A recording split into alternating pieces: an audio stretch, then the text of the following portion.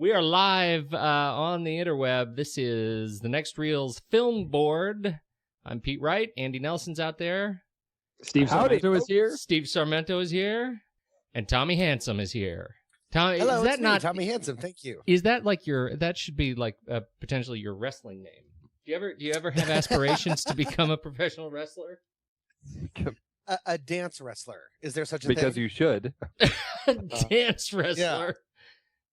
Yeah, wrestling and dance are my two favorite things. So if I could combine those, that would be fantastic. That's a great. See, that's the next show, Dancing with the Wrestlers. That is awesome.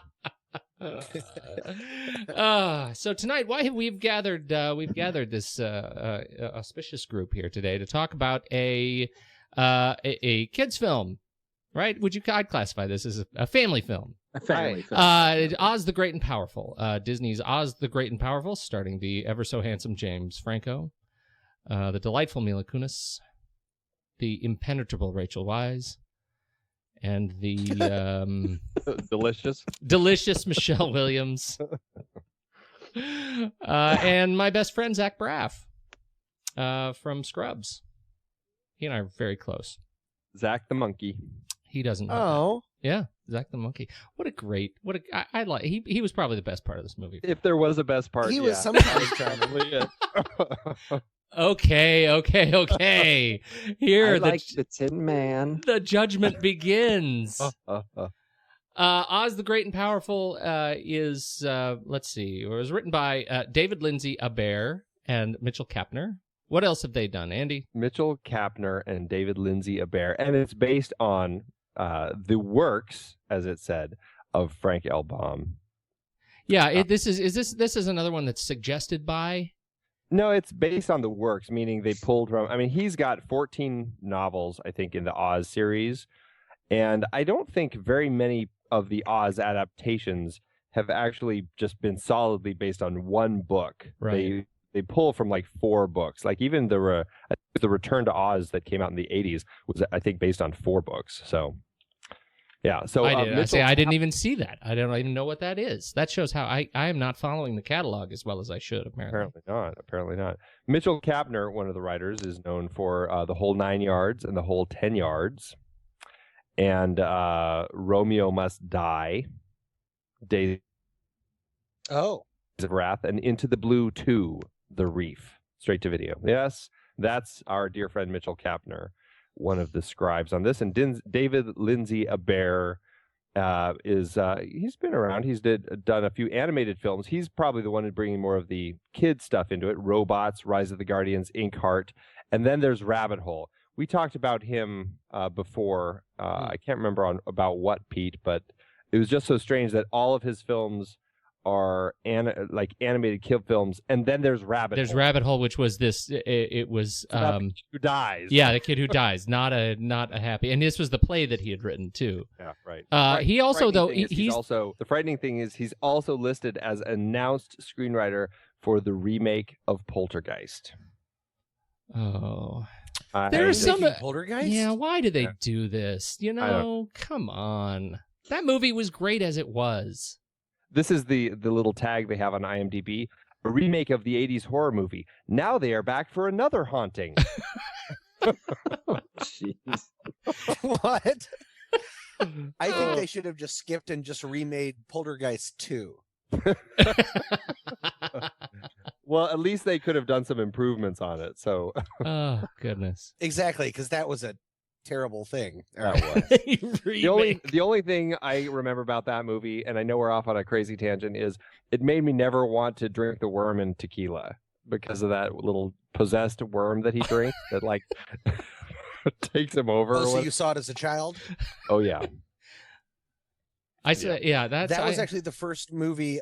I'm a huge horror movie fan, and that was the first movie to give me nightmares. Like I couldn't sleep after seeing that movie. So that movie holds a special place in my heart.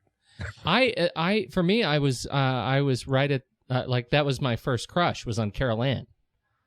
She was I was about that age when I saw that movie, and I thought she's the cutest thing ever.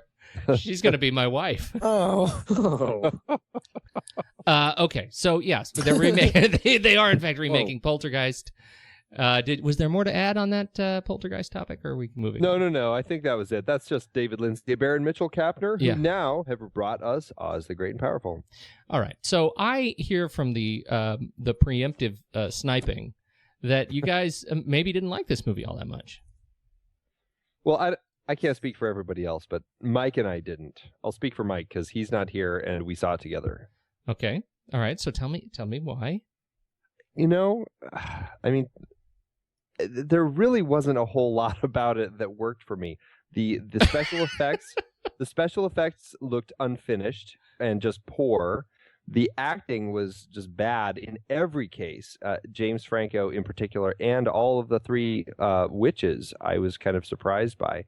And the story itself was very lackluster. It was an Oz story. They could have done so much with it, and I felt, and Mike felt, that they spent so much time trying to fit it, like shoehorn it into the prequel mode, that they had to fit in, oh, here's the Cowardly Lion, let's throw him in too, and just like all these things that didn't necessarily need to be there, and it just they threw it all in there, and it just, I don't know, it just didn't work for me. It felt very kind of flat the whole time. Okay. Steve? And that was me going in with low expectations. Yeah, our conversation did not help you that much, or maybe it didn't. I'd seen some reviews, and I hadn't read them. I just kind of looked at the ratings. I was trying to avoid them, and they were pretty mediocre. And even with that, I still kind of came out feeling pretty sad. All right, Steve. Well, I saw it in 3D. So that's a good point. Andy, you saw it in 3D too, right? I saw it in 2D. Oh. Okay. Oh. That changes everything.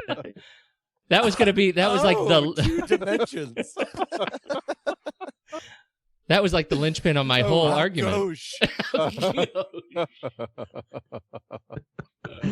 So I went and saw this in 3D with the whole family.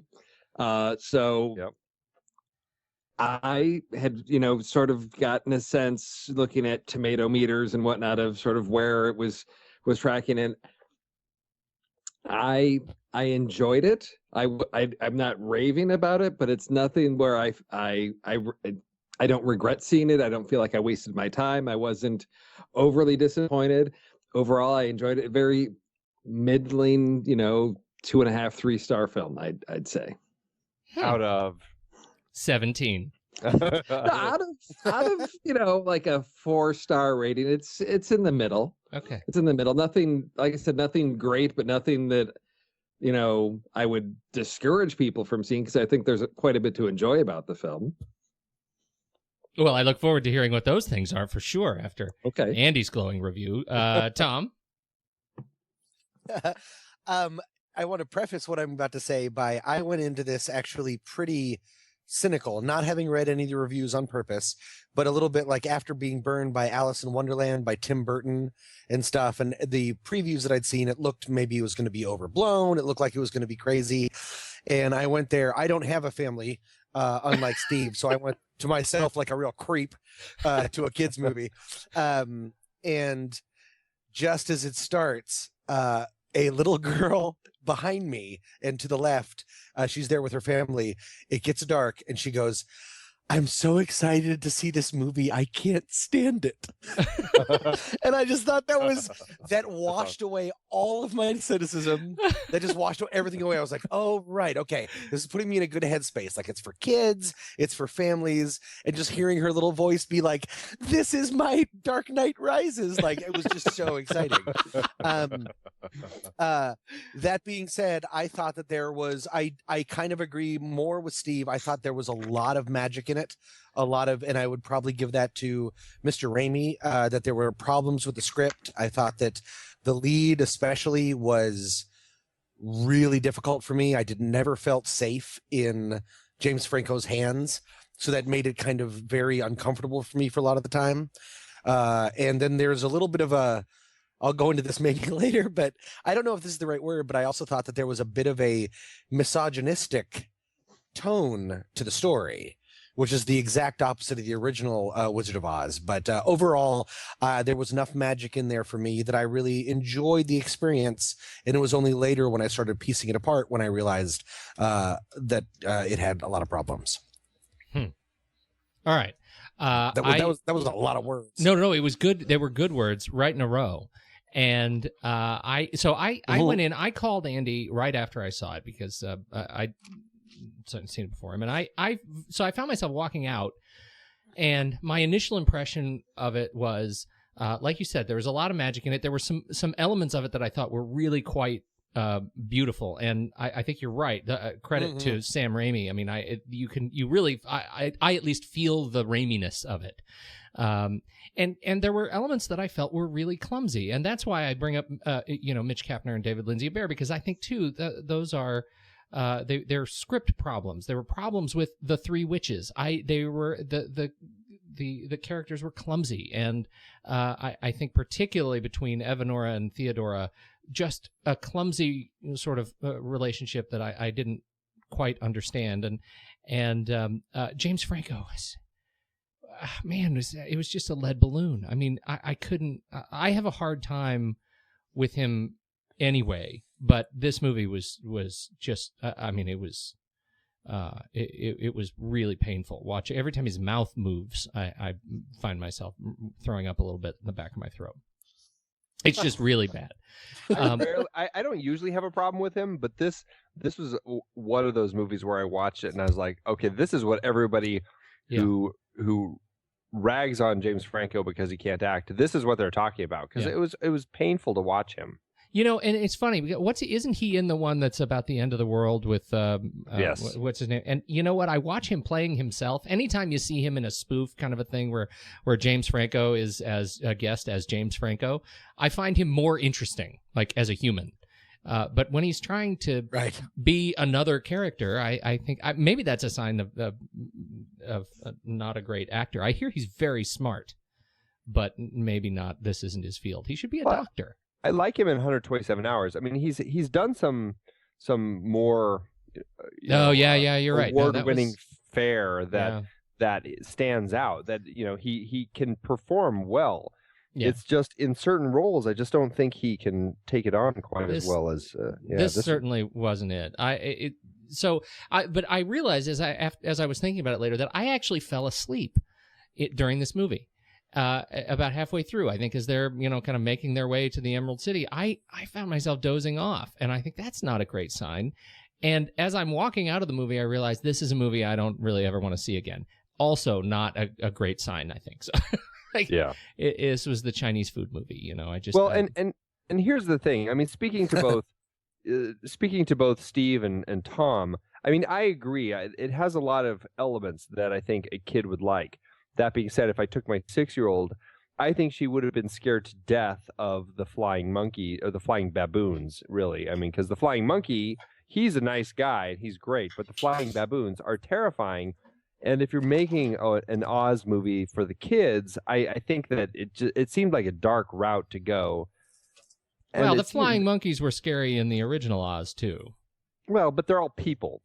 Yeah, they're people dressed like monkeys. It wasn't that scary. I mean, I know kids still had nightmares and everything, but and it was still G-rated. And I know that was a 1939 G-rating as opposed to modern day G rating. Well, though this is PG.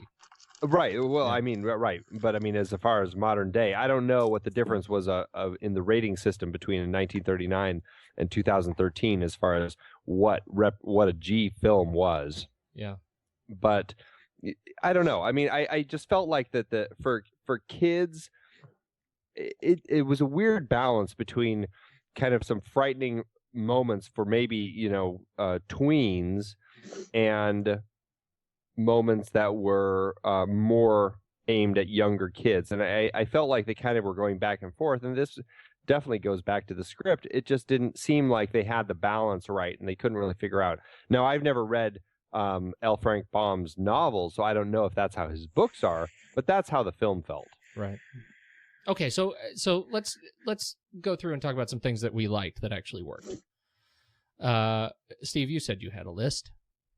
I said I had a list. Yeah, okay. no, you said you had a detailed outline, I think, of the things that really worked well of for you. course I did. Yeah. Okay, well, going to You what sent me Andy. that PowerPoint. It was a PowerPoint, Yes. and it all starts with the Yoda Emperor duel at the end. Oh. All right, so going back to what Andy mentioned that he and Mike talked about shoehorning this in as a prequel to make it fit, and sort of connecting to Tom and the Alice in Wonderland thing. Let me say, I did not like the Alice in Wonderland. It's like, because it was a sequel, they could take all these different directions that I didn't enjoy. And what I did like about this is, you can see the connections, how they're setting things up, and some of them are quite obvious. They've got to fit them in, but there were some nice callbacks to that, to see the connection through, when we're in Kansas. And we've got, this woman showing up, and she's going to marry John Gale. And we've got this whole discussion about that. So we see these connections of sort of laying these pieces, connection to a familiar world that were nice. The fact that it was structured, the black and white. I'm sorry. Can I stop? Oh, yeah. Can I stop you real quick? What was that? What was the connection when she's talking about meeting someone named Gale? To be honest, I'm not very well versed. I actually have to be completely honest. I've never seen The Wizard of Oz the entire way through. Oh, I had really. Oh, I know that's weird. I know that's weird. No, that's Dorothy's family name, Dorothy Gale. Well, and it's her. It's and that. So is that was, maybe Dorothy's mother? Well, possibly. Yeah, I think it's what it was setting up, is that because she's living with her aunt and uncle in Wizard of Oz, but I think it's sort of possibly this could be Dorothy's mother. That's how I took it. That's how I took it too. I mean, and she's wearing her dress is the same fabric that we see Judy Garland wearing in Wizard of Oz. Wait, is that gingham? You know it is. You know it is. Okay. Bad writing. Don't get Pete started on gingham. But I did enjoy the, we start off in black and white, and we're in, a very squared off aspect ratio. And then as we get into Oz, and it was a really nice subtle transition, that as that camera's pulling back, the frame is just slowly creeping out wider and wider to reveal more of Oz.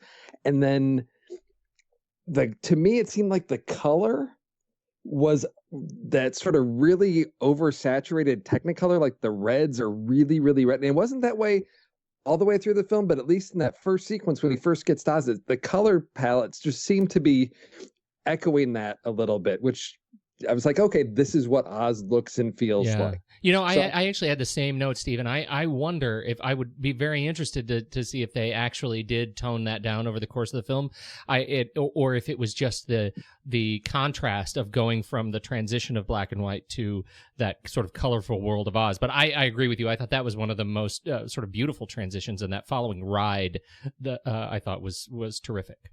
Yeah, and to me, the 3D really made that ride into Oz over the waterfall and all these plants and everything. It really brought out that extra dimension and depth to that scene. So that to me was a really nice introduction to the land of Oz. So that just set this great fantastical world. So for starters, I really enjoyed that transition introduction to the world of Oz. So that's first thing on my list, but I'll allow others to step in. But that was one of the things that for me set a tone of fun and adventure for the story. Okay, so what else did people like? Tom, you said you liked some things.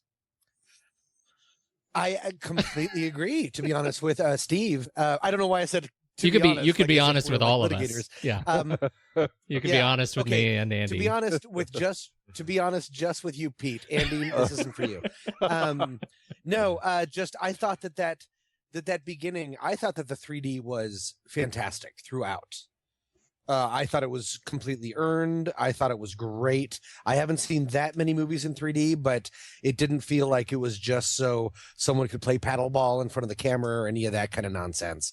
From the opening credits alone, when you're going down that tunnel of different title cards, when the curtains, I was just the opening and everything that he said about the idea that when it was the smaller aspect ratio, but then every once in a while they would throw something past the aspect ratio. That was nice. Like yes, when the strong man That was really cool. And they only did it like 3 or 4 times, which I thought was restraint. And I thought it was really cool that the whole opening and then going into Oz, that whole thing. I know I'm copying what Steve said, but that gave me so much goodwill that I was having so much fun for a long time. It was only later that I was like, some of this stuff is sort of taking a long time. It's a little bit dry, but I thought the opening was fantastic. I just thought it was so magical. I'm feeling a little bit bitter. Unfortunately, now. it made a promise that the movie couldn't take. Yeah. I'm sort of feeling a little bit bitter about the 3D right now because I too saw it in 2D.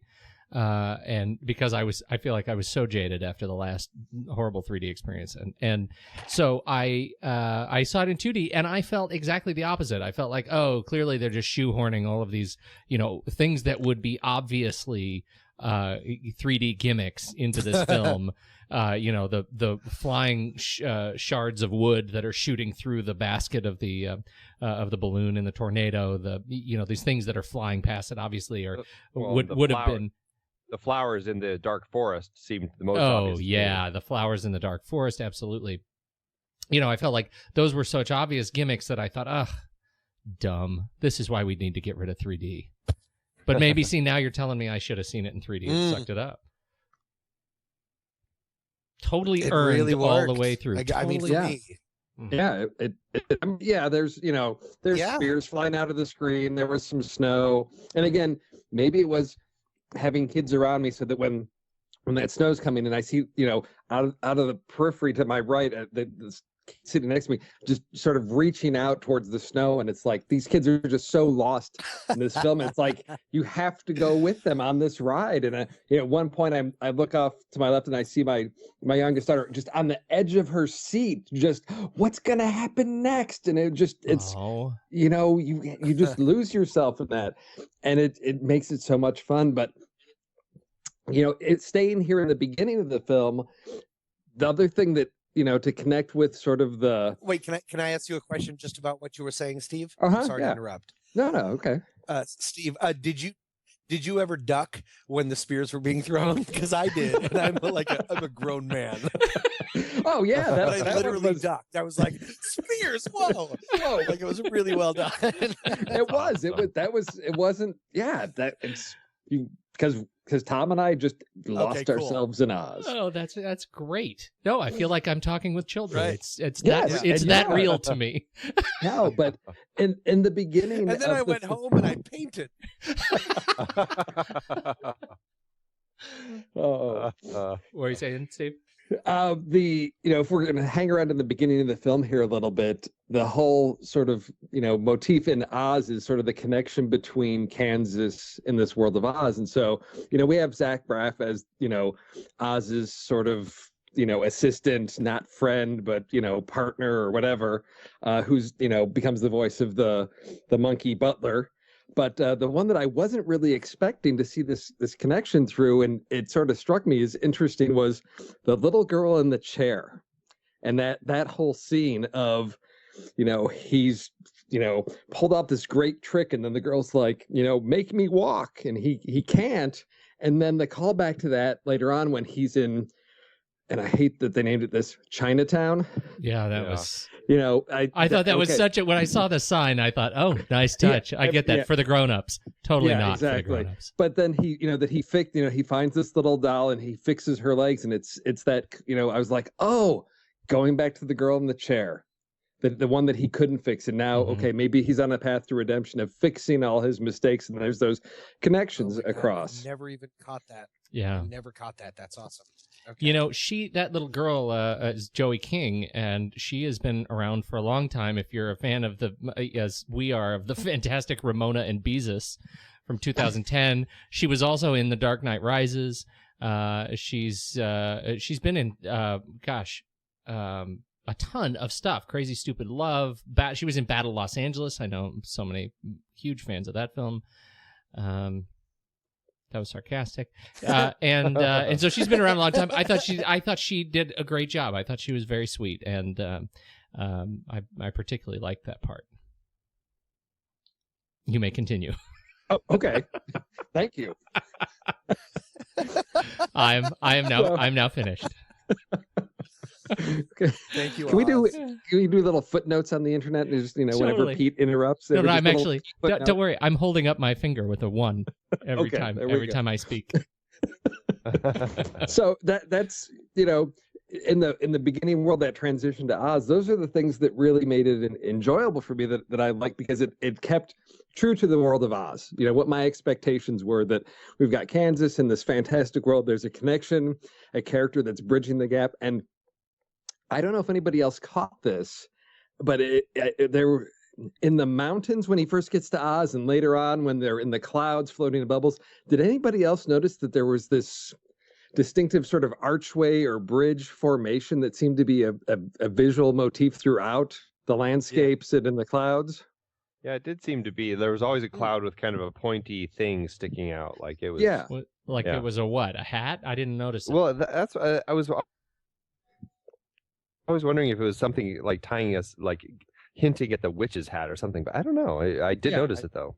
Yeah, it's because it was distinctive enough that it stood out, but there was never any follow through of what it was supposed to mean or reference. I don't know if it was sort of a little, hidden Easter egg for hardcore Oz fans or Sam Raimi fans or something, but it's just something that I noticed visually going through, because there's so much to pay attention to, sort of visually in this film when we first get there. So the next things I want to talk, that I really liked, I'm going to start to get into characters. So before we start picking on individual characters, I'm willing to hear what, Tom and I have presented what we liked. I don't know if you guys want to let loose with the wrath of your bitter, dried up, withered hearts. I love the new Avengers trailer that happened right before it, or the new Iron Man trailer. I did take a bite of an apple right before I watched this. That's possible. There we go. Andy, you got to be able to pull something out that you liked in this movie. I did like the monkey. I did like, and I think it's getting worse. okay. I think it's getting worse. I did like. I will say, and I'm jumping all the way to the end of the film, but I liked how they did tie the wizard. The way that the wizard is able to stop the witches, and the way that he's able to kind of, defeat them. I liked how it really tied into the first film. As much as I was saying that whole prequel thing earlier, I enjoyed what they did with the wizard at the end of the film. It actually really made a lot of sense to me, and I liked it quite a bit. On that point, I was worried going into this movie that this would be kind of, that they would take Oz and Thing it, like the Thing prequel to the Thing, where it's such a literal prequel that ends, at the exact moment the next movie starts. I'm kind of hypersensitive to prequels right now, and but I'm with you. I thought that was part of probably the strongest part of the film was the cleverness with which A, he defeated the evil witches, but B, the way I thought they tied that all of the machinery, the mechanism into the first film. I liked that a lot. I also really liked I liked the gifts. I thought the gifts at the end that he would bestow upon them, I thought they were they're gifts that I wish I had seen that with my daughter, because I think those were totally appropriate and really, they could have in a different man, they could have evoked some man tears. Yeah, I certainly not Andy. I know, but I agree. I did like that bit too. But that's again tying it into elements of the 1939 Wizard of Oz, which I enjoyed the way that they brought those elements forward. And that was it for you? That's the only thing you liked? Pretty much? I did like China Doll. I liked her, or China Girl, whatever her name is. That Chinese thing, that Chinese doll that they had. Yeah. I liked her character. Your new fetish. That's right. China Girl. China Girl. China Girl. I liked her character. I liked that element of the story. I always like seeing little things like that in Oz that weren't in The Wizard of Oz.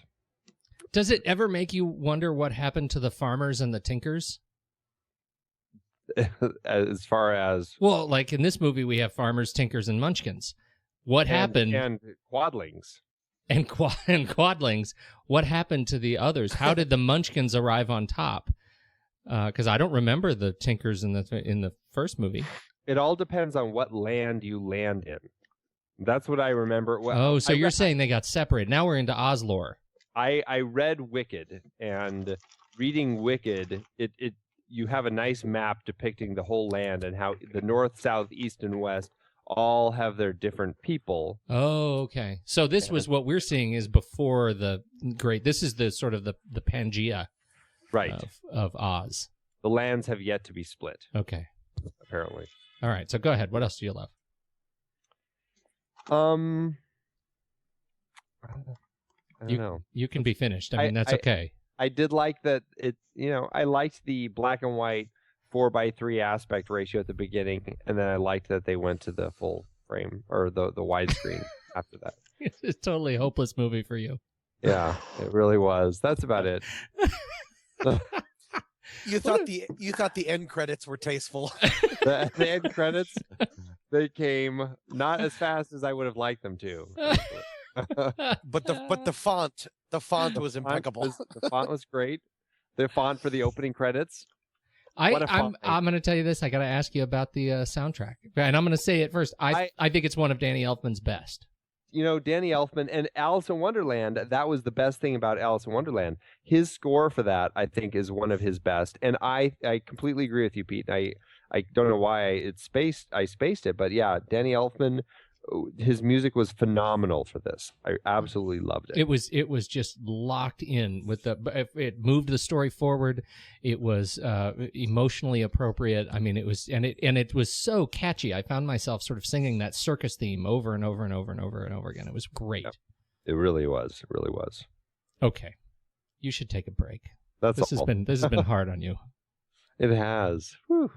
Okay, so you want to start talking about the characters? Can we talk about? I'm really interested in Steve's comment earlier about this comment toward misogyny. That wasn't me. That wasn't me. Oh, it was Tom. It was Tom. Yeah. Tom. I don't use big words like that. No. Well, no, and I wonder if that was if I was misreading the relationships, or if maybe we were seeing the same things and I choose different words. Tell me what you think about that. Misogynistic. Can you still hear me okay? Oh, yeah. Oh, it's like you're in my head. Oh. Misogynistic might be a little bit strong. And I'm trying as much as I can not to compare it to the original, because I know that's in the canon of like greatest films can't touch. But I do know that in that original, that everyone came to Dorothy for help.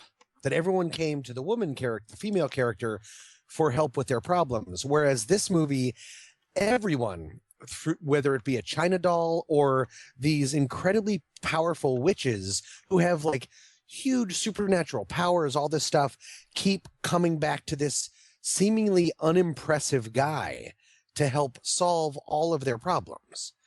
And I thought that was such a weird way to take it. Just because I just felt like everyone was just waiting to be saved by James Franco, by Oscar, the entire time. And something about that just stuck in my craw. Stuck in my craw? That's a phrase I use. Okay. I was upset about that during the film.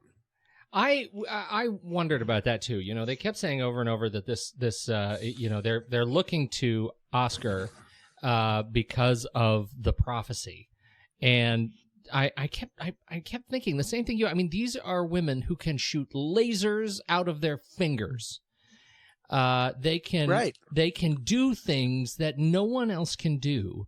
And we have a guy who comes here, and they are putting all of their faith in him based on sort of the power of faith, the power of belief. And is that the story that we're really, trying to tell here? That was not the story I got out of the original Wizard of Oz. It was not a story about sort of I guess it kind of was a story about blind faith and shoes, but really it was it ended up being a story about sort of taking your own taking control of your own destiny and going to the and succeeding where you thought you could not. That's a great new tagline for the Wizard of Oz. believe in shoes. Blind faith in your shoes. Maybe it's a parallel, but I agree with you that stuck in my craw as well. That I think they there was a little too much of so much of that faith in the clumsy sleight of hand magician. That I just found it kind of not believable. Obviously, the movie was not directed at me, so I kind of let that go. But if he had, and a lot of that, unfortunately, I think lies in Mr. Franco's hands. Yeah. If he had been more of a charismatic character, I know we're not getting to him yet, so I don't want to go too far. But everyone, all the women. Because it really is, I love the idea of a film that is so filled with women, but all of them saw him either as a daddy figure. I think all of them saw him as a daddy figure or a love figure. Mm-hmm. And they would do anything. Like the reason that the Wicked Witch exists is because she was scorned by James Franco. And like all when this you stuff, say like, it, when you there's say just his so much- name, when you say it, his name, it's totally unbelievable. At least call him Oscar, then And it's mildly believable. I won't, and that's getting into the next point that we'll get into later, because it was James Franco. It was not the Wizard of Oz. It was just James Franco being like, yeah, and they just used every first take. But that's what I think happened. So what you're saying is the movie we really saw was Oz the mediocre and mumbling? Totally. You kind of get the feeling that I found myself saying, Oz like the uncomfortable with timing. Yeah. like every cut, every time they yell action, he would always start with, "I'm James Franco," and then he would say his line, and they just cut out Right. "I'm James Franco" 1,000 times. Okay, all right. Let's go, Steve. You want to talk about character? I just want to follow up on that point though that Tom was making about the misogyny and the nature of the story. And I do think it's interesting. I've just been looking at all of the kind of the brief synopses of all the Oz books, not just by Baum, but by everyone else who ended up writing any of these Oz stories. And there was never a prequel in anything that any of them wrote. It was always basically it was always Wow. from What is that? I don't know. It's an echo of the show. Somebody's gone live with us while we're listening. That's right. Is somebody live with us while we're listening? No. Does everybody have headphones on? Yes. Wow, that's It's fantastic. crazy. All right, well, let's keep So trying. yeah, but in none of these stories did they develop a prequel. And the whole idea of the prequel, I mean, obviously you need to get the wizard needs to be there, and obviously the witches need to be in place. And so I don't know, it does feel like the nature of the story and what they wanted to do with it by nature is going to end up shoehorning this whole idea of, hey, we have to have some prophecy that these witches now believe, because witches, I mean, they are powerful beings. They have these great supernatural powers because they're witches. But because of this prophecy about a wizard coming and saving the land, that is the only thing that really, is kind of keeping these women characters from being as strong as they really should be. Yeah, I guess that's the only place that takes me is to the power of delusion, right? Like they were already super powerful, and they are deluded in some way to believe otherwise. Right. Which I don't think is the right lesson for the story for me. Like, I don't feel like I wanted to have walked away having felt that way. You know? No. Yeah, I don't think I wanted to walk away that way either. And I don't know. I just wonder if the quest to make a prequel to The Wizard of Oz is really all that it was when they set out to write this story, as opposed to telling a great story. And I mean, they could have just as easily pulled one of the 14 books that Baum wrote, or one of the many other Oz books that other people wrote, and they could have made a film out of that, and they could have made a great film. And I don't know. I'm not sure what the need to do a prequel was. If they felt that, I don't know. I guess I'm just kind of stuck on that. I just felt like it was such a forced prequel that I just had a hard time really enjoying it. Do you guys know if there was a rights issue about the books? I mean, No, they're all public domain. All 14 of his original novels are all public domain. Yeah, the only thing that they had rights issues was the ruby slippers, which are actually not original to Baum's work, from what I've read in the books, that they're silver slippers, that they changed them to the red. And I think there was something else about the Munchkin songs or something like that, that MGM or Warner Brothers, they whatever. have no rights to the right. Wow, you're exactly right. They have no rights to the original film. Yeah, interesting. Okay, so Steve, you had things about characters.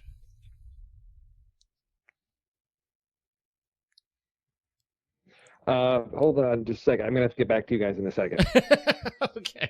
Okay. All right.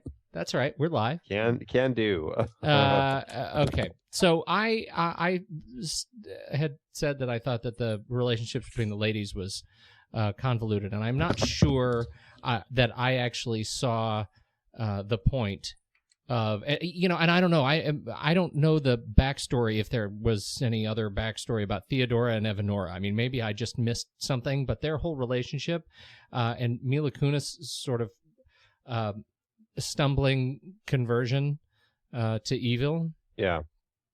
I thought was pretty ham-handed. This is another example of that sort of blind faith in now love. That she ended up being an extremely kind of weak character to kind of just fall in love based on prophecy, and then when it didn't happen, she sort of falls apart and turns green. Yeah. Did you guys feel like the witches in general were used well? Well, no, I thought that they were very bland. As far as, I guess, do you mean the performances or the story wise? Well, I'm thinking about I'm thinking about, well, yeah, we can talk about performances too, but I'm thinking right now about the story itself, that there is this, that when you look at the role of each character to move the story forward, I felt like in many respects the witches and the relationships between them held the story back. I felt that like there were just parts of it that I just thought, move through it, just be done. I wanted, like, I felt like Rachel Weisz in the end ended up being a just sort of a waste of screen space. And I love Rachel Weisz. I really, I have a deep connection with Rachel. Well, it really felt. Oh my! Yeah, that's right. That's right. I said that. You said it. Yeah. Are you the wizard? I would watch Constantine 10,000 times in a row. Really? Of all the Rachel films, that's the one you're going to pick? That is a weird choice. I was waiting for that. Not Constant Gardener. Not all of those. All of those are fantastic. You're absolutely right. As long as you're going to bring up the Brothers Bloom, that's high on my list. But Andy won't talk about it. I've never seen it. Yeah. All right, moving on. So go ahead, Steve. You're back. Yeah, sorry, we had a little incident. Okay, so I'm sorry. Are we moving on to character? No, actually, wait a minute. Tom was about to talk about how was about to respond to me. Tom, respond to me. You owe me this. Yes. What was I responding to exactly? Well, we were talking about the blandness of the witches and the role that they play in the sort of dramatic arc of the story. Part of that, yeah. I mean, they had one of them wanted the kingdom, which I get. One of them had boy troubles. I don't know. Like, I felt like they took away so much for, again, to use your phrase, people that can shoot sparks and flame out of their hands. It just took a boy to destroy all of their power. And to have them just become embittered and fighting amongst each other, all this kind of stuff. You just said, I mean, showed up, or just when he showed up. I'm sorry, you just said it for me. I mean, that you just, I think, boiled down the entire thing. That all it took was a boy for everything to fall apart, and that was I mean, this could very well have been an episode of Frenemy.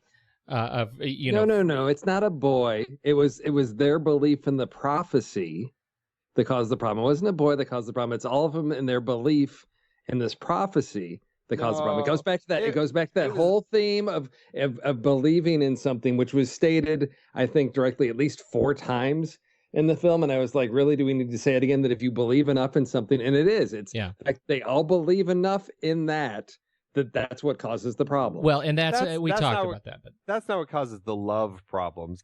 It's the dancing and the music box. I mean, let's really look at it.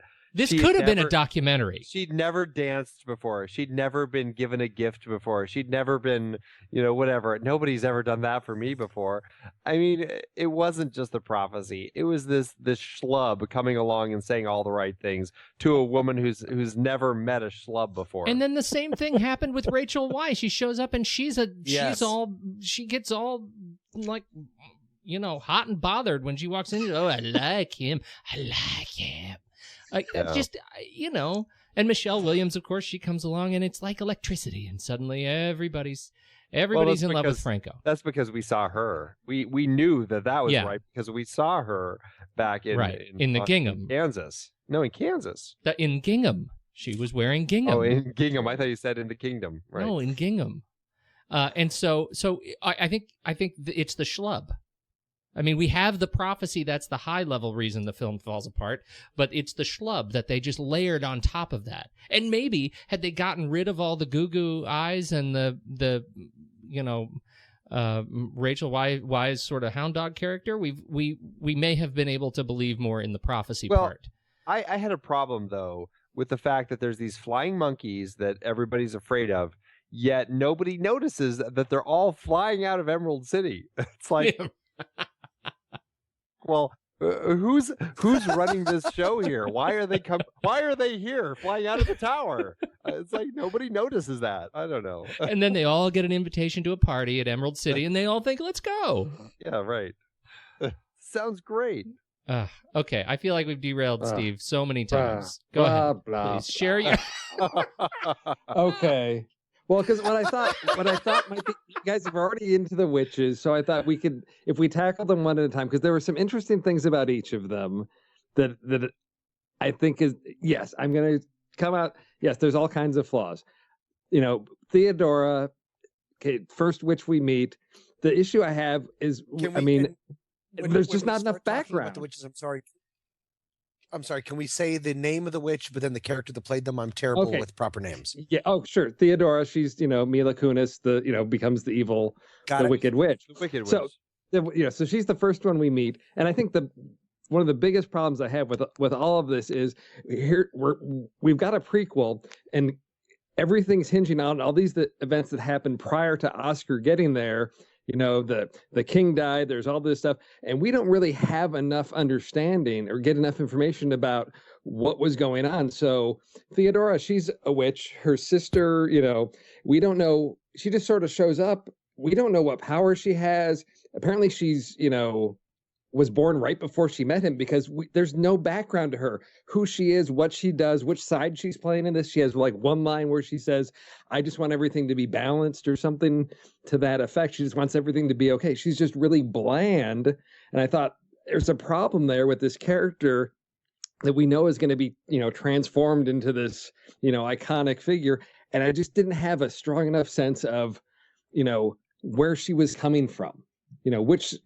I still, aside from the two being sisters, I don't know how they're all related to each other at all, because they're supposed, and as we were coming out, my wife said to me, so where's the fourth witch? Because isn't there one for each direction? So is there a fourth one that we didn't see? Are they saving her for a sequel? Because it was a whole discussion about, who they are, are they all sisters or not? Because Glinda is the daughter of the king, but who are the other two? Are they other sisters? And that was really unclear, and I think added to some of the problems I have with what they were doing and what their motives were for doing certain things.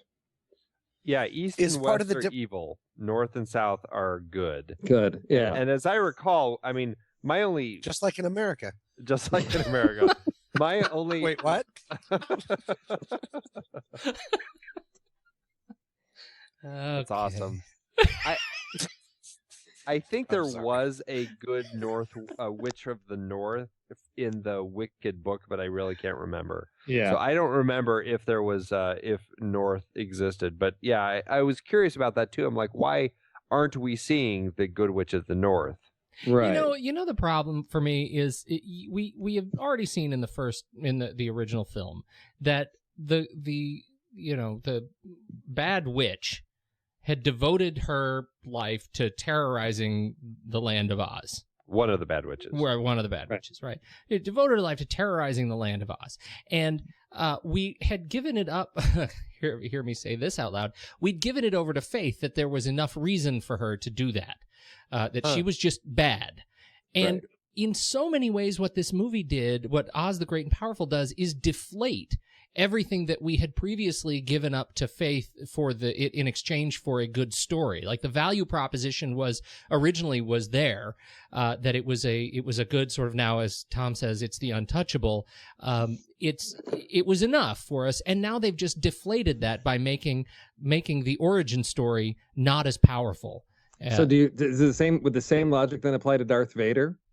Who shows up in Star Wars as this iconic evil character who's just terrorizing the galaxy just because, and then we get these really crappy origin stories for him. Does that deflate his power? Does that logic apply as well? Just to some extent. I mean, I think, I'm had already, I guess I had discounted the prequels enough on their dramatic impact that I'm still able to watch sort of the entrance of the Empire on the scout ship in the beginning, and I'm able to let that go because he's pretty scary and he's But I think the same logic does apply when you screw up these iconic stories by making dumb prequels. There's that's the risk, and that you take. Well, but the thing that's frustrating to me is that they already had an amazing prequel in Wicked. I mean, the book, and I haven't seen the musical that was based on the book, but that book was fantastic, and it really dealt with the witch and why she became wicked, and her relationship with Glinda, and kind of the wizard and Dorothy were a peripheral story that you saw here and there, but really it was about her and Glinda, and I enjoyed that so much more than what they did here. And I don't know why they felt like they had to, they just had to completely create a whole new prequel. But this prequel just does not work for me nearly as well as Wicked does. Well, I think this one is a rights issue, right? It's because they are making the movie of Wicked, and it's coming in 2014, so it'll be a while. Wow. And I think Stephen Daldry. 2014. Oh my! He's still going to be alive? Yeah, no, it's the production. He was a robot. Production time is very, very long. Wow. Stephen Daldry to direct, and he did Billy Elliot and The Hours and Extremely Loud, Incredibly Close. So that movie is coming. That was a rights issue. This to me is an example of Disney needing to bolster some. Finding some property that they can execute on quickly before what is bound to be a freight train of publicity comes in Wicked. Right. Yeah, and I mean, the movie's called Oz. That's so. I'm expecting his origin. To me, it wasn't necessary to weave in the origin of the Wicked Witch, because he could have shown up on the scene and she was already there. In that and it's a story of him. So I agree with Andy. It's like there's already a well-known origin story for this character out there. Now you're going to throw a competing story out there that's just not as strong. Yeah, it's gonna weaken the film. The one thing about the Wicked Witch that I thought was interesting was the crying and the scars on the face. Okay, that was cool.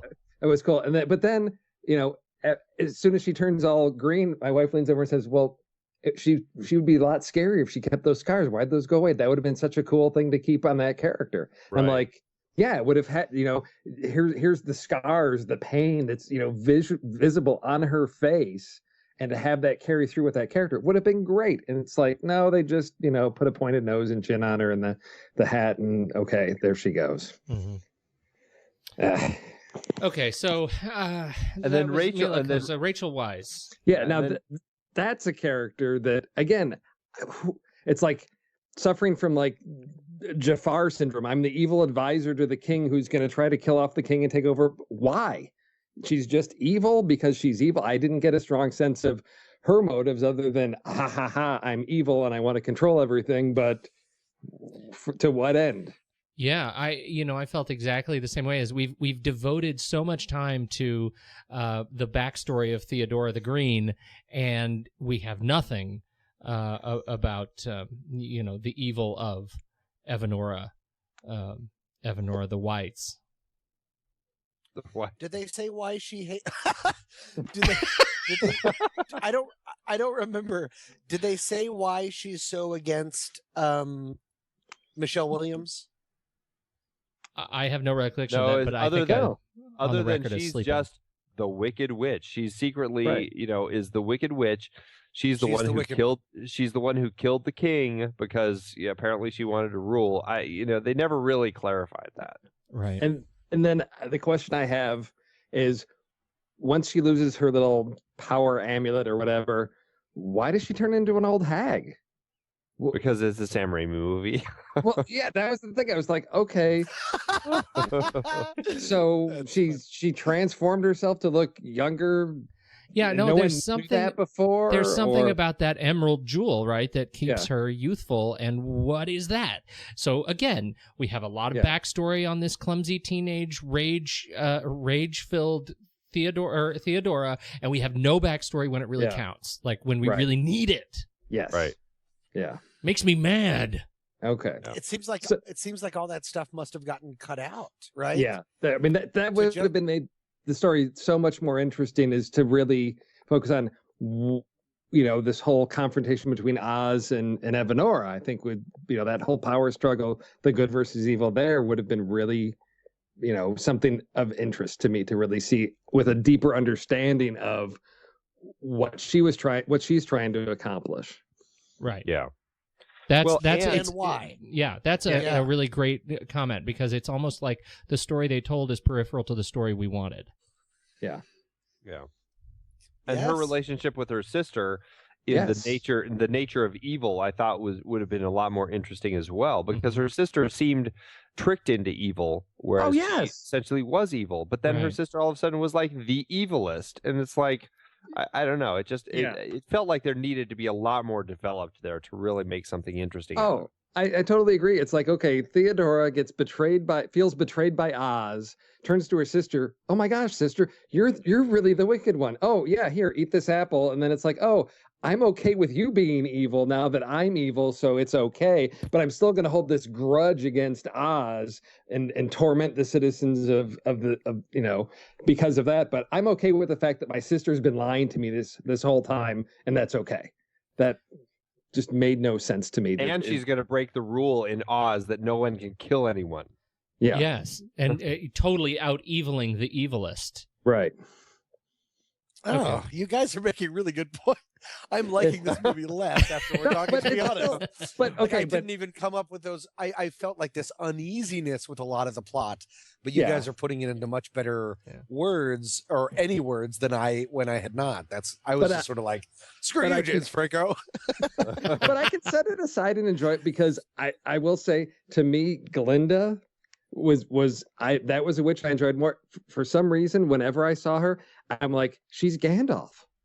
She is Gandalf. She is so wise. She can see into Oz. There was this sort of like tragic hope that she had, because she knows this isn't the guy that we need, but he's the guy we've got. It's sort of like, Frodo. It's like, he's the hero we've got, not the hero we really need to take this thing on. And there were just so many things in that character of Glinda that just reminded me of Gandalf. She's got this power. She doesn't like to, show it off all the time. She sort of plays in the background to kind of push the hero forward, to encourage him on his way. And to me, she was a much more interesting character than the other two witches. And I didn't feel a lack of background to her, although I still don't know that much about her relationship to the king, why she's slinking around a graveyard in a black cape or anything like that.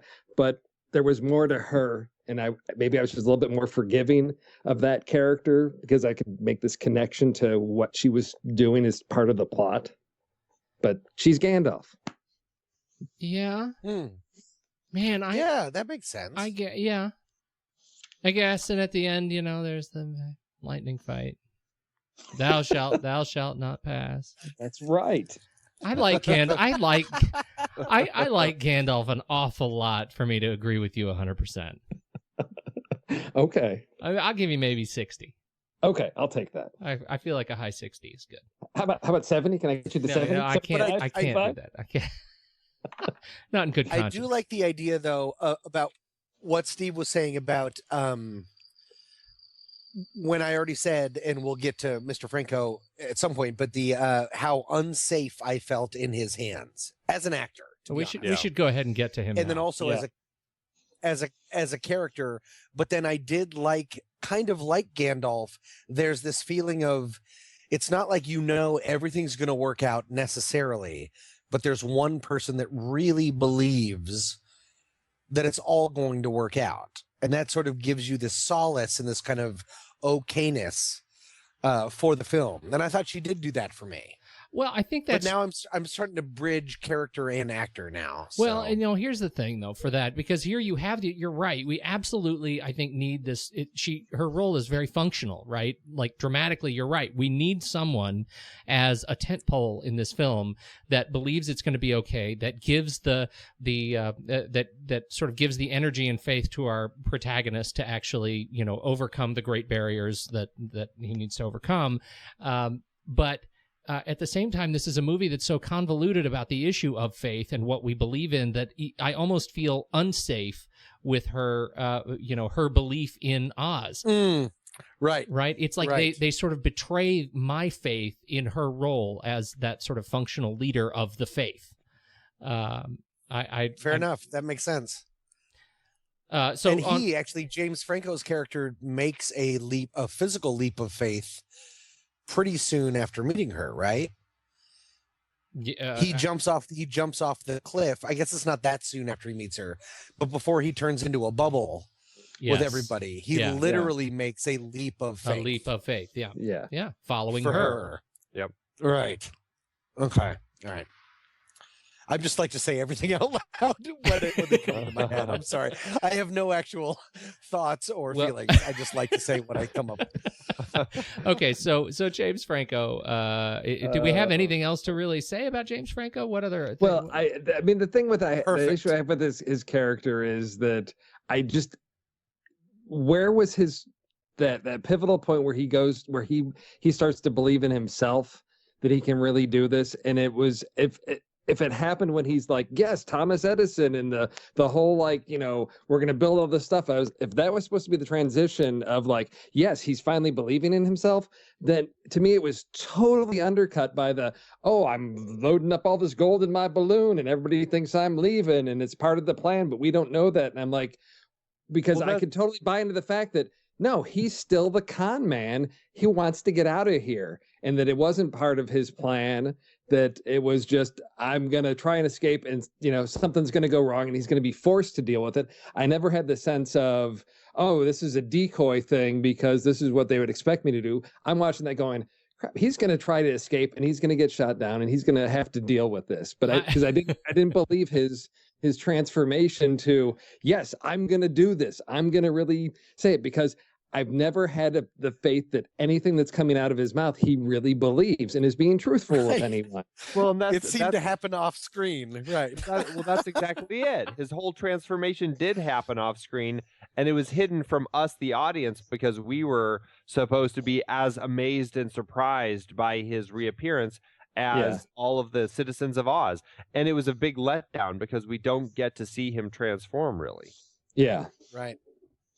I totally wanted him to leave in the balloon. I wanted him to get away and full So on. you thought this was going to be like a Star Trek prequel where they're going to like change everything, and so then it's like, no, he really escaped, and so all those other movies, all those stories afterwards, yeah, no, different timeline. This is a whole different wizard. This is what I wanted. I wanted the balloon. We get the wide shot of the crowd. The balloon goes up into the sky, and we get a slow fade. And it's just, and that's it. And then it comes back up, and he's got his feet up, and he actually is living in the Bronx, and it's 1976. And he lives in this fantastic condo, and he's wearing, some big old bell-bottom pants, and that's James Franco. Wow. And he's actually going by the name James Franco. That's how I wanted it to end. And he's got a little spliff that he's smoking. Great. That's James Franco. This is the greatest trick the devil ever pulled, right? I mean, this is he got the gold and moved to the Bronx.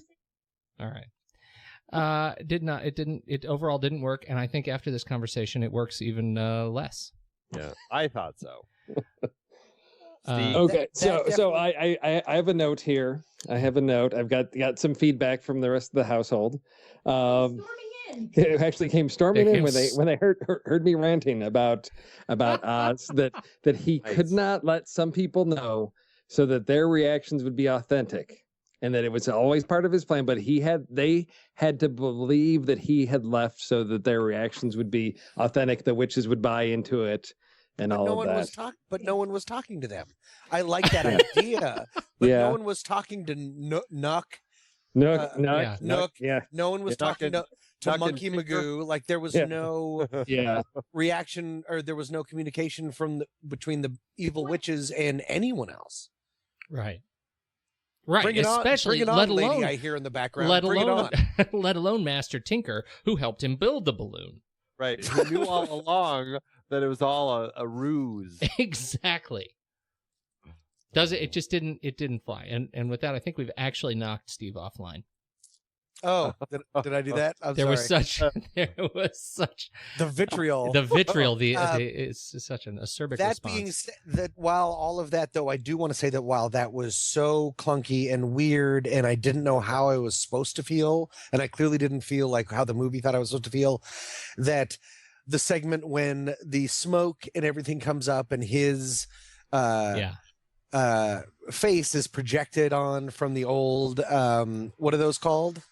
Pictriola, whatever those things are. Yeah. I got a real charge from that. I thought that was really fun. That was back to the magic. Yeah.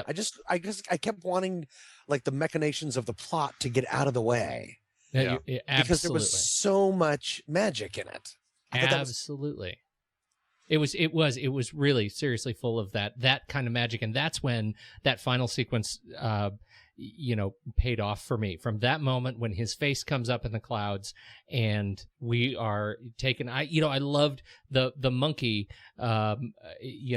shooting the fireworks through his mouth. That was so cool. That was fantastic. There was a lot of that I think ended up working really well, and still I think you're right. It's at that point when the energy picks up and the effects pick up, and you kind of are able to forget the last hour and 40 minutes, right? And you can just be a part of the spectacle again. And I think the biggest real, I know we've said it over and over again, but and I don't, I know I'm sure he's a good guy. I'm sure he doesn't listen to this. Why am I doing that? Mr. Franco, please don't come to my house. I think that I think the film is in his hands, and it was just wrong hands. Yeah. That if you put someone like a Robert Downey Jr. in there, then you could understand he could pull off the lover of women and the sly con man, all of those elements. And then the sensitive kind of like, oh, I don't really know what I'm doing kind of a thing. He's been doing that with all the Iron Man films. Right. But with James Franco, you just sort of feel like someone just sort of pretending to be all of these things, and not in a meta way of like, oh, pretending to be a con man, because the con man has to be the epitome of confidence and everything. And I felt so nervous whenever it was time for like a comedy take. Like when someone would say to him, hey, you'll do this, and he makes this weird face and then then gets to like, I don't know what I'm doing. And it was just, I just felt like he was just the worst choice. Well, and Not the to your worst point, choice, but... it seems like that roller coaster of confidence in his portrayal of the con man is not. I think you're spot on that he does that we are not able to ever join him in the momentum of confidence because he never really succeeds at it enough for us to believe that he is really this, great con man or up close magician. Like we're never quite there. He's always just a little bit off. Mm-hmm. And so I think we just sort of lose that. But I loved you in 127 hours. Thank you. I was saying me to or... him? No, to him. Oh, because I was also in case he's listening. You were also in that movie. I played the Rock. Yeah, we both made the same joke at the same time. Like mine. I played the second hour. Okay, done. Doesn't even make any sense. All right. So, any last? I want to wrap it up here. We've been. I think we've given this movie way more than it deserves potentially, but I'd like to get some closing comments on Sam Raimi. Yes. Go ahead. You first. No. What I was about to say was I wish someone would go first other than me. Okay. I didn't feel like it was a Sam Raimi film, except for those moments where you've got those crazy like crash zoom and Dutch tilt at the same time sorts of things in people's faces as things were happening, and then the crazy transformation of Rachel Weisz at the end when she turns into the lady from Drag Me to Hell. Drag Me to Hell. Exactly. Turned into the gypsy lady and moved off to the city to torment poor what's her name. So for me, Jessica Tandy.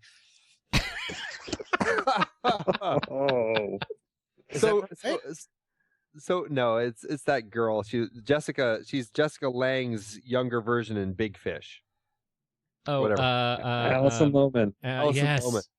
Tormenting Alison Lohman in Drag Me to Hell. Right.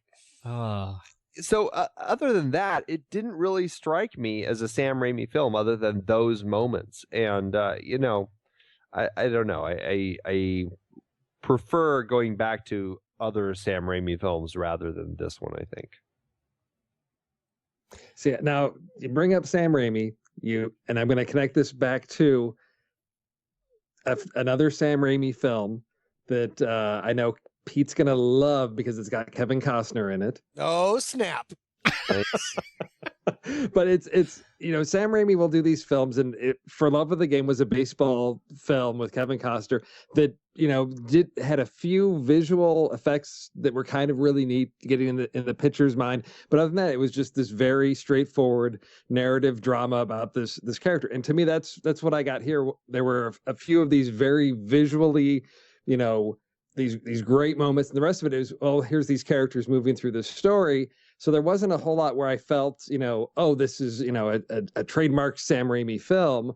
But to me, it's his ability to say, well, I need to step back and not let my visual style become a distraction from the story, because there is a lot of, it can become overwhelming. And so I think this was a case where he showed a little bit of restraint to let the story try to step forward.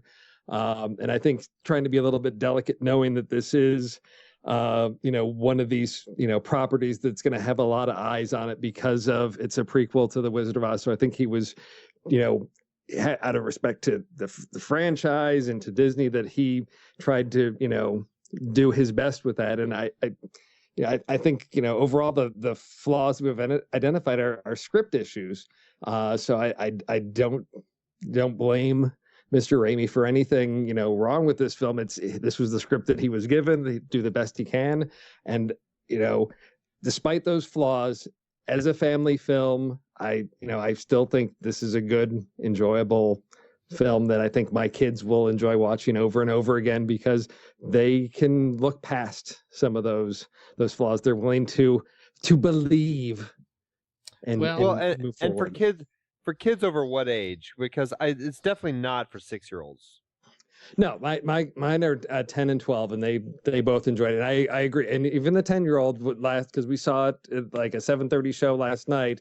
By the time we got home, she was like, "Maybe we shouldn't have seen this so late at night because that witch at the end, she was kind of scary." Yeah. So yeah. So maybe 11 and 12-year-olds or something. Yeah. Well, I mean, she did all right. I mean, she's not overly traumatized that I'm aware of, but it was, it's those, when you were that age, there were movies you saw, like, come on, we were talking about Poltergeist, those scary, intense movies, it's, you love that thrill of being scared, but there's still enough fun in this film to sort of balance it out. And I know you guys as a family have already bought tickets to Evil Dead, so Steve, I'm interested. Do you think he treated the Oz franchise for Disney with more or less respect than he treated the Spider-Man property? Well, you got to look at Spider-Man 3 and go, what? Spider-Man 3, yeah. I mean, that sort of was an emo kind of music video. Like but in general, like Spider-Man, the original, the first, I quite enjoyed.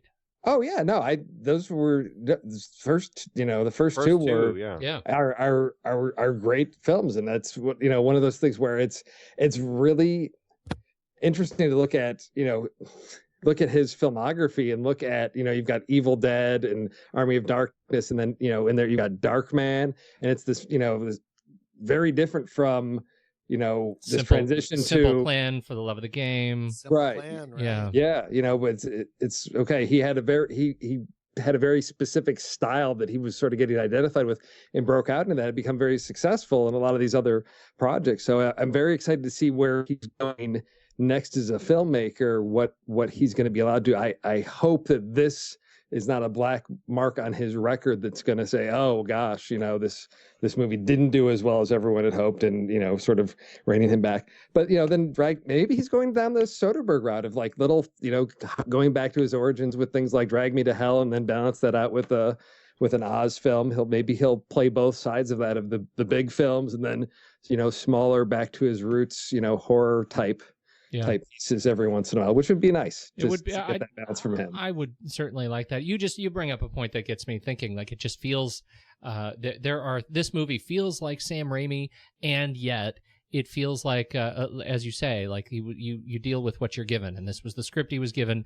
Like, he either had or took more ownership. Like, there was more Sam Raimi-ness to the Spider-Man properties, than there was here. And I think I walked away from this film sort of wishing for more Sam Raimi-ness. And so. Even with Bruce Campbell, it was not Sam Raimi enough. No, that's right. Is the Palace Guard? Yeah, getting just whacked in the head over and over again. That was brilliant. That was funny. And we didn't get an opportunity to see the car, so No. It wouldn't have fit, but it's still. That's true. That would have been brilliant. He could work that in. If he you have to look on the DVD to see if it's flying around in the twister there, with all the debris. Oh, if they I'm sure it is. I'm sure there was some mention to it or something, or even some sort of like name or something like that. Brilliant. Yeah. All right. Well, he I'm sure figured it in somehow. I'm sure. And by the way, he is slated to be the producer on the Poltergeist remake. Oh, yes, that makes me feel better. Yes. I don't know if that makes me feel better. It makes me feel sad for Sam. Yeah. No, but I like someone that's that has the kind of sensibility of that to be in charge, or at least to be looking over people's shoulders, versus just like Michael Bay with Platinum Dunes, just sort of like just being like, hey, we can remake this. Let's do it. Boo. More robots. That's how I assume true. Michael Bay talks. Hopefully they'll do something good. That's good. That's good. Not bad, right? Funny. I do voices. Not too bad. That was brilliant. All right, gentlemen. This is how fantastic. dare you? You did not ask for my final thoughts about Sam Raimi. Yeah, no, I'm sorry. That was horrible. No, it's okay, but I'll make it super quick. No, you don't even need to. You take your time, whatever time you need. We'll wait. All right. Go ahead. 3 days later. Anytime. It started when I was born in August 10th, 1970. No, the one thing that I would say is that I do believe this is now the third film that I've seen. Nope, fourth film. I'm sorry. 3 that I liked after Hugo, Life of Pi, and then this, when I do believe that 3D, when in the hands of an actual real filmmaker who loves it and knows and films it in 3D and does all this stuff, that it is a viable and really exciting medium. That it doesn't just make things frenetic, it doesn't make things crazy. I never thought I'd be saying this, but now after Life of Pi and Hugo and seeing this, 3D really brought another I was about to say another dimension. I knew it. Literally. Yeah. I was on the edge of my seat for that. It brought another, it just heightened the experience so much that I think that it really can exist. Unfortunately, it just has to be handled by people that really care about it and know what they're doing. I couldn't imagine seeing Life of Pi not in 3D because it was so exciting to me in 3D. Definitely. Well, and I think that's a really good point, and it does make me wish I'd seen this movie in 3D based on that glowing review. Also, I own 3D. Full disclosure. I think back to Avatar, which blew me away. The 3D and that just blew me away. And Prometheus, and I mean, there are just these experiences that really are experiences, and they're worth the extra money. They're worth seeing it in 3D. And then I just feel like it's still we're in an age where this transition, it's still pretty easy to get burned. On dumb, stupid 3D, and this one. Airbendered, I think is the term. Yeah, there you go. Yeah, nice. Oh, that was well done. We have to add that to the list. Okay. Are we finished? Do we have any other one more things? Is that I it? don't. All right. Let me check the slide 54 of my PowerPoint to see what we do need to come to some collective agreement as we flick chart this baby. Yeah, this is going to be good. All right. Very excited about this. Ready, everybody? All right. What is this again? We're putting films against films? Films against films. You can okay. Yeah, you're right. Tom, if you go to flickchart.com/the next reel. Flickchart.com/the next reel. I do not have a computer, but I look forward to doing that at some point. And here we go. Oz the Great and Powerful or Looper? Hey, everybody. Boat Trip or Schindler's List? Looper. Oh, that was awesome. Yeah, Looper for me. Yeah. Looper. Yeah, I'll go Looper. All right. That seems less like a question and more like some weird trap. You have chosen poorly. Oh. All right. Oz the Great and Powerful or the Parallax View? Parallax View. Parallax View. Parallax View. Mm. But Parallax View. Just for that one sequence alone. Yeah, that's right. Steve? Have not seen Parallax View. Oh, all right. Well, I know. you got some catching up to do. I do. Oz the Great and Powerful or Major League? Major League. Major League. Yes, it's a classic. Tom's not speaking. I'm worried. Because he's got a thing with sports movies, as I recall. Yeah. I guess. I mean, come on. You've already lost, right? Major League. Okay. All right, there you go. You can be honest. But has anyone ever talked about that Major League literally rips off the entire script of Bull Durham, or is that like a joke that everyone knows? It literally doesn't. So it's probably just a joke. Fair enough. But like all the beats they do. Okay, never mind. Go ahead. I'm interested in that at some point because we did Bull Durham and Major League in the same series on this show a while back. They hit almost so many of the same beats that at times Major League seems like a Naked Gun of Bull Durham. Which probably was what the point. was the probably point. the point. Okay, go ahead. All right. All right. Oz the Great and Powerful or Alien Resurrection? Which one is that? Is that bottom Alien out. 4? Yeah, it's Alien 4. No, I got to go with Oz on that one because Alien even though it's got aliens in it, that was just. I can watch Oz again and enjoy it. I saw Alien Resurrection once, and I just have no desire to ever see that again. I can't watch Oz again and enjoy it. I can't watch Alien again and enjoy it, but it does at least have a couple sequences I do like. So, So you just want the power to go out, But- so you don't have to watch either of those again. Don't make me Like- choose. which Um, is gonna make me die. You want quicker. Revolution? This is Tommy. I will say Alien Resurrection, because although it's kind of a mess of a film, it has such great ideas in some of it, and I don't think that Oz did. Oh. Punch in the face, kick in the groin. Okay. I am also going to go Alien Resurrection, because of the swimming scene. There you go. Oh yeah, Yeah, that must have been terrifying to film. can't hold my breath that long. I love that. Yeah. All right. Oz the Great and Powerful or Strange Days? Oh. Oh man. I'm going Strange Days only because of all the POV camera work in that. Anytime they put the things on and you're watching the actual like first person POV in like single shots, I thought that stuff was great. The rest of the movie I can do without, but I really enjoy that opening 15 or however minutes, 5 minutes. Yeah, If that was an epic 5 minutes, no doubt. Do you guys remember the trailer for that movie? If I'm nerding out and no one No, knows the about trailer. it. Oh And yeah, no, it's That's the other reason to vote for Strange Days because it's one of the best teaser trailers ever. Oh that's my true. God. Yeah. You I love just- her. I'm your priest. Oh, so great. I love that trailer. Sorry.